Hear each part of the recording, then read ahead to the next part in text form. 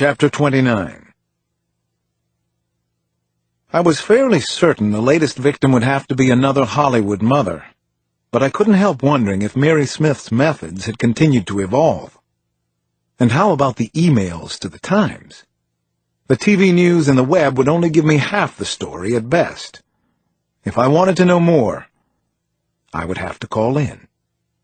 No, I reminded myself, no work until Monday.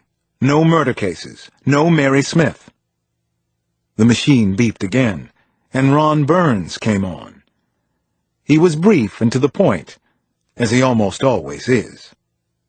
"Alex, I've been in touch with Fred Van Allsburg in L.A. Don't worry about him, but I do need to ask you a few questions. It's important. And welcome back to Washington. Welcome home." And then another call from Ron Burns. His voice still carefully modulated. "Alex, we've got a phone conference next week, and I don't want you coming in cold.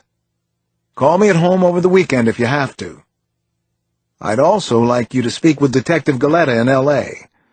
She knows something you need to hear. If you don't have her phone numbers, Tony can get them for you." The implication was clear already. Ron Burns wasn't asking me to stay on this case. He was telling me. God, I was tired of this. The murders, the horrific cases, one after another. According to estimates at the Bureau, there were more than 300 pattern killers currently operating in the United States.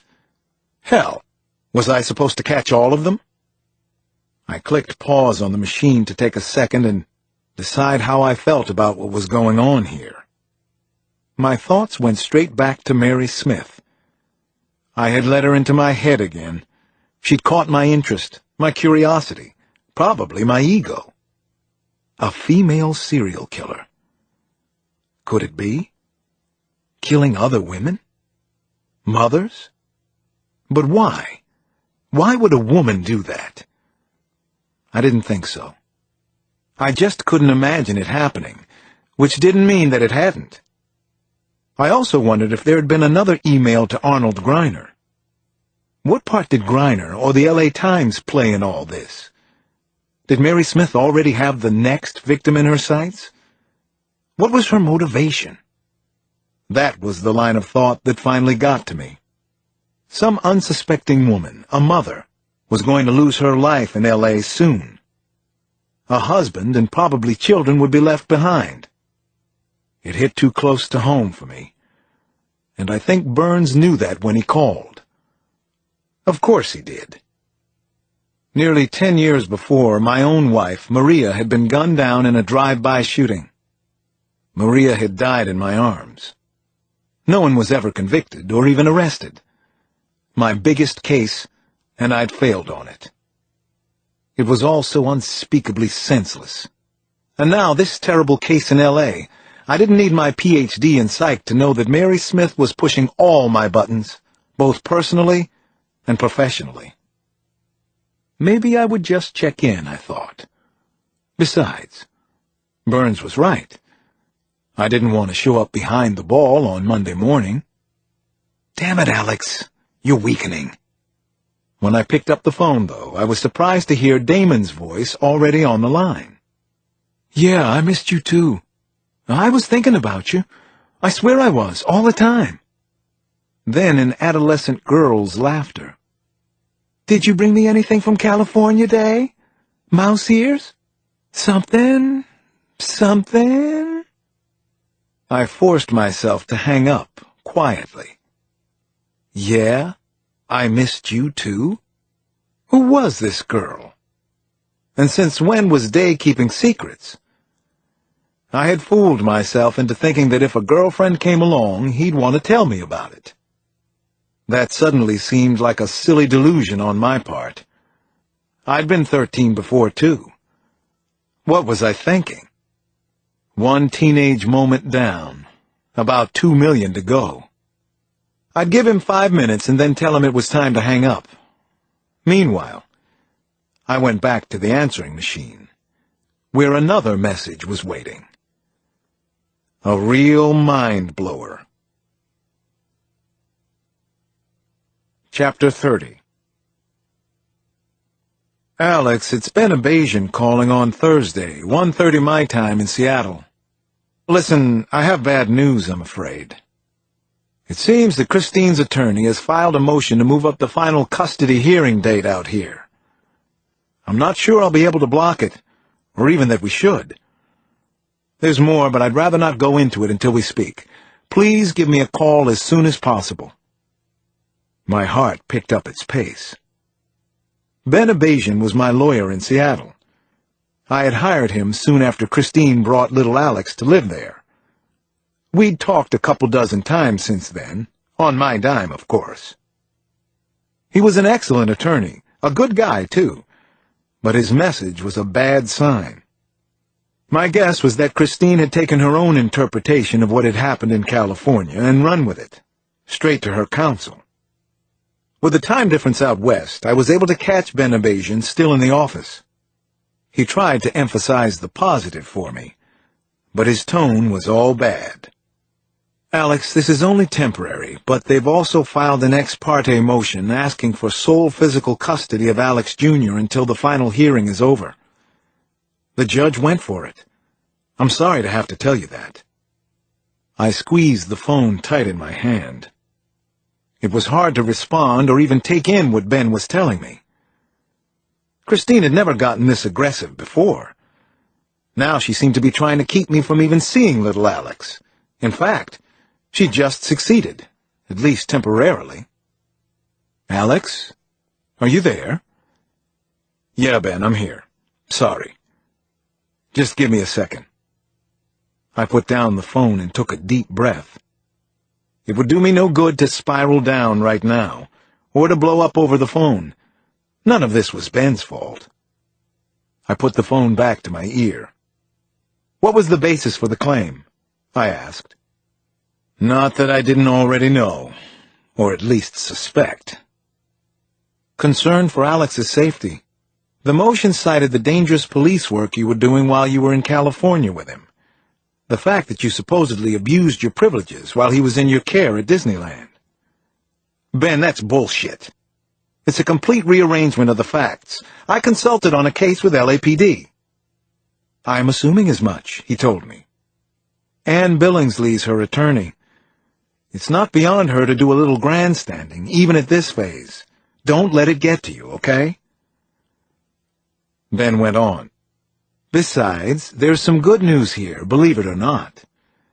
An earlier trial date means they have less time for Christine to establish a status quo under the new arrangement. The judge isn't supposed to take these temporary orders into account, but it's like unringing a bell. So the sooner, the better, really. We were actually lucky to get on the calendar this early. Great, I said. Lucky us. Ben told me to write an account of exactly what happened in California. I had been keeping a diary at his advice ever since I'd hired him. It included time spent with Alex, things I noticed about his development, family photos, and, maybe most important, any concerns I had about Christine. The fact that she had whisked our son away from me 2 days early certainly qualified. Those ups and downs of hers were a concern, deeply troubling. Was this latest development one of them? There's one other thing, Ben told me.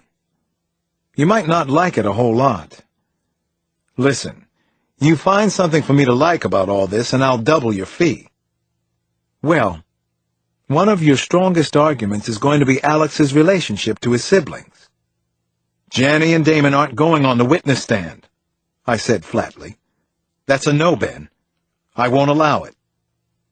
How many times had I seen capable adult witnesses eviscerated in a courtroom? Too many to even consider putting my kids up there. No, Ben assured me. Definitely not. But it would have a positive impact if they could be present for the hearing. You want Alex back, don't you? That's our goal, right? If I'm wrong about that, then I don't want to spend time on your case. I looked around my office as if for some kind of magic answer. I'm going to have to think about it, I finally said. I'll get back to you. Remember the big picture, Alex. This isn't going to be pleasant, far from it, but it'll be worth it in the long run. We can win this thing. We will win. He was so calm and collected. Not that I expected him to get emotional. I just wasn't in the mood for a rational conversation with my attorney. "Can we talk first thing tomorrow?" I asked. "Sure. But listen, you can't give up hope. When we get in front of a judge, you need to know in your heart that you're the best parent for your son. That doesn't mean we have to trash Christine Johnson, but you can't come in looking, seeming, or even feeling defeated. Okay? I'm not defeated. Not even close to it. I can't lose my son, Ben. I won't lose Alex. I'll do everything I can to make sure that doesn't happen. I'll talk to you tomorrow. Call me at work or at home. You have my cell?" I have it. I don't know if I said goodbye to Ben or even hung up before I threw the phone across the room. Chapter 31. "What's going on up there?" Nana called from below. "Alex, are you okay? What happened?"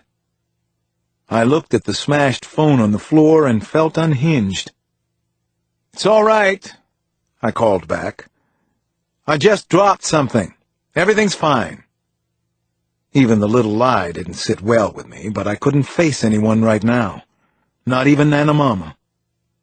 I pushed back from my desk and put my head down between my knees. God damn Christine. What was wrong with her? It just wasn't right, and she had to know that. She couldn't have chosen a worse way of going about this, either. She was the one who decided to leave, who said she was unfit to be Alex's mom. She told me that. She used the word unfit. And she was the one who kept changing her mind. Nothing had ever changed for me. I wanted Alex from the moment I set eyes on him, and I wanted him even more now. I could see his face, his shy little smile, a cute wink he'd developed lately. I could hear his voice inside my head. I wanted to give him a big hug that wouldn't stop. It felt so unfair, so completely wrong-headed. All I had in me was anger, and even a little hatred for Christine, which only made me feel worse.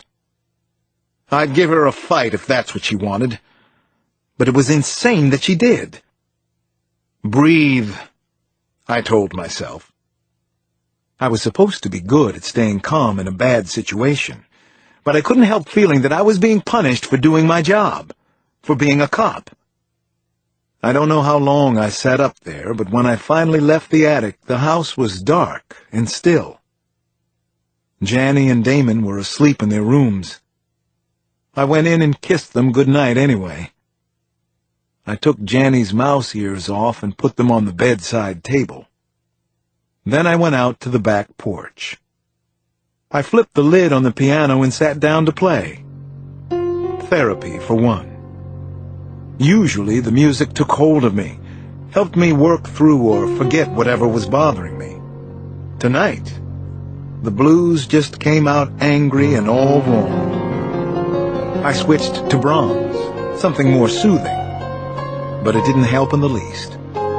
My pianissimo sounded forte, and my arpeggios were like boots clomping up and down stairs. I finally stopped mid-phrase, hands over the keys. In the silence, I heard the sharp intake of my own breath, an involuntary gulp of air. What if I lose little Alex? Chapter 32. Nothing could be worse than this. Nothing I could imagine. A few days later, we all flew out to Seattle for Alex's custody hearing. The whole Cross family went west again. No vacation this time, though. Not even a short one. The morning after we arrived, Janny, Damon, and Nana sat quietly behind me on the courtroom benches as we waited for things to get started. Our conversation had dropped off to a tense silence, but having them there meant even more than I would have thought. I straightened the papers in front of me for about the 10th time. I'm sure I looked fine to everyone, but I was a wreck inside.